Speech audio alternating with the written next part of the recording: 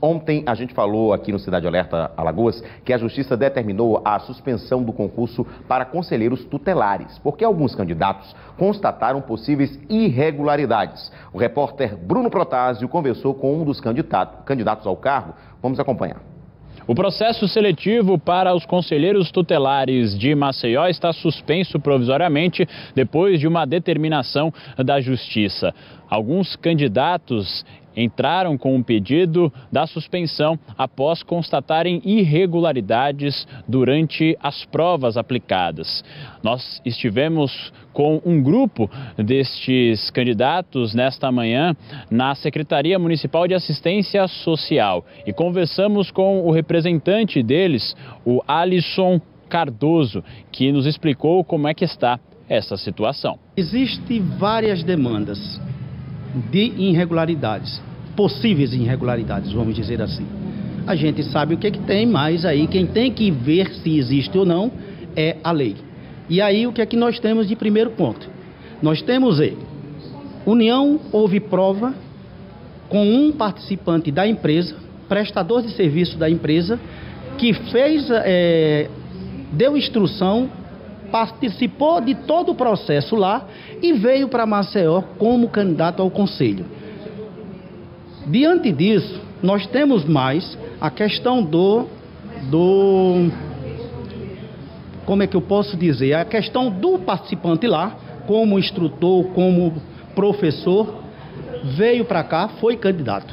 Candidato esse que já vem com uma grande ressalva de condições, isso a gente pressupõe, de condição em relação aos demais candidatos em Maceió. Como se não bastasse, ainda tem a questão do plágio de prova. O que tem de material, boa parte, quase 25% vamos dizer, de prova que teve em União, teve em Maceió. Você veja o grande ganho que tem qualquer pessoa que participou como trabalhador naquele momento e veio para cá com essa condição. Há demais outras situações que aconteceram no período nesse tocante. Aí vem, não podemos assinar um cartão resposta, não tivemos direito à prova no término do certame, não tivemos como ter uma assinatura digital. Dentro do processo, as provas tiveram salas, na minha não houve, mas em algumas salas tiveram momentos que as provas estavam. Pontuação, caderno 8, estava na última página. A prova estava fora de sua cronologia. Então são várias as irregularidades. Agora os candidatos aguardam os desdobramentos dos procedimentos que serão feitos daqui para frente com essa determinação da Justiça. Reportagem, Bruno Protásio. Para você que não entendeu, a gente tinha divulgado exatamente que no mês de outubro, não é isso, produção?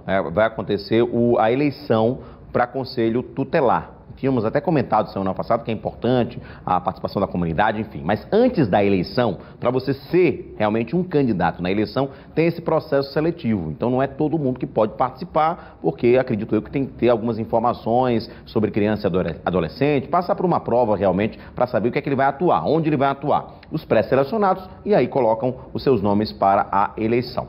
Quem está acompanhando o processo também para essa campanha para conselheiros tutelares, inclusive porque ontem a Justiça determinou a suspensão e hoje o Conselho Municipal dos Direitos das Crianças e dos Adolescentes convocou os candidatos que tinham ido fazer a reclamação na Justiça. Nós vamos entender mais detalhes sobre essa questão aí com o repórter Maílson Franklin, que tem todas as informações ao vivo para a gente. Maílson, é basicamente isso que eu tinha explicado, né? Antes deles concorrerem na eleição, era necessário essa seleção, esse processo seletivo, para você estar apto a concorrer. Esse processo é que foi suspenso, não é isso? Quais as mais informações que você tem por aí?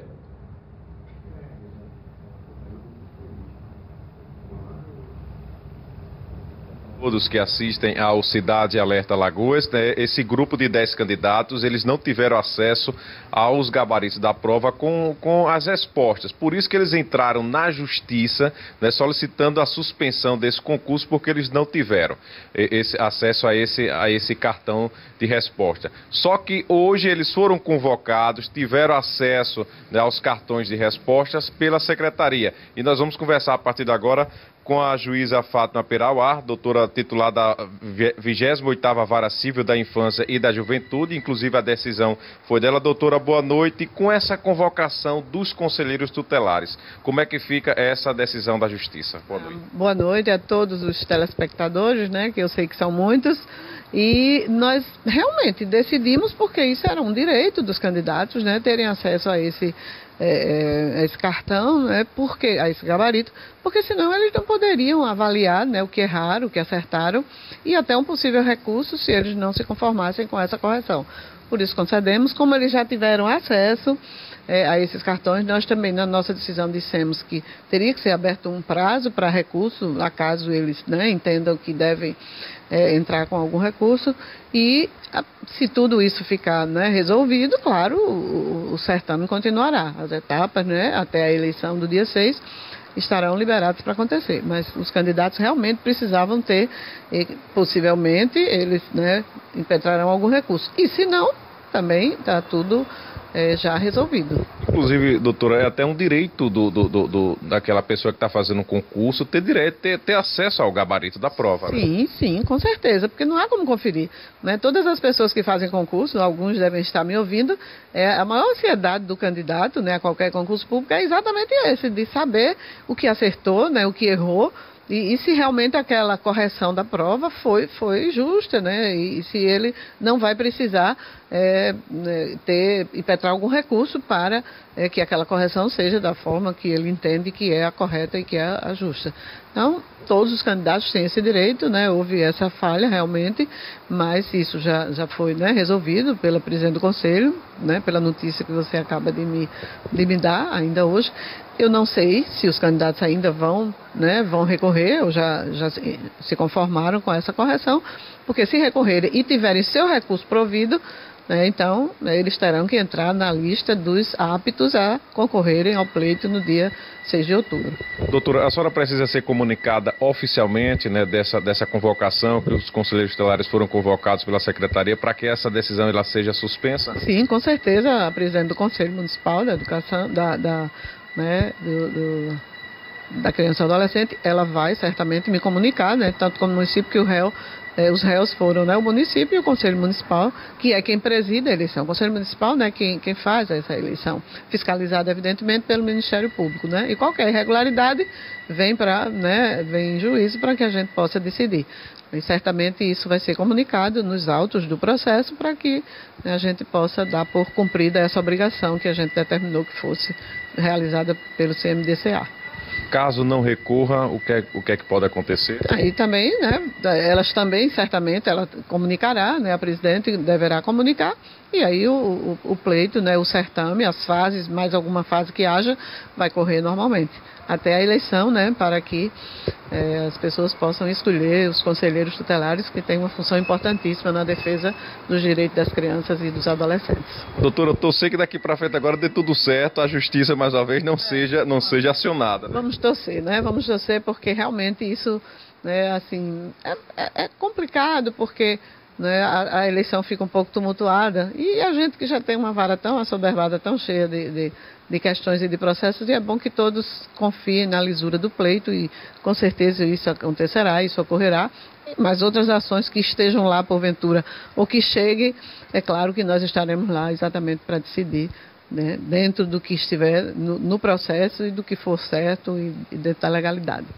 Ok, doutora Fátima, muito obrigado pela sua participação aqui no Cidade Alerta. É isso, conversamos com a juíza doutora Fátima Pirauá, né, que é titular da 28ª Vara Civil da Infância e da Juventude. A decisão foi dela, né, que suspendeu o certame, mas aí com essa convocação dos conselheiros tutelares, com certeza a decisão é revogada. Voltamos ao estúdio, Edson. Mas eu queria que você fizesse uma pergunta para a juíza. Na verdade, era uma colocação dela até para esclarecer a população da importância do papel dos conselhos tutelares, dos conselheiros tutelares. Inclusive, todos os casos que a gente noticia aqui envolvendo crianças e adolescentes, por exemplo, esse caso desse bebê encontrado ontem, né, tem o acompanhamento do conselho tutelar, né? Então, é importante que as pessoas possam fazer escolhas corretas na eleição no início de outubro, porque eles têm um papel fundamental. Queria que ela reforçasse esse papel do conselheiro.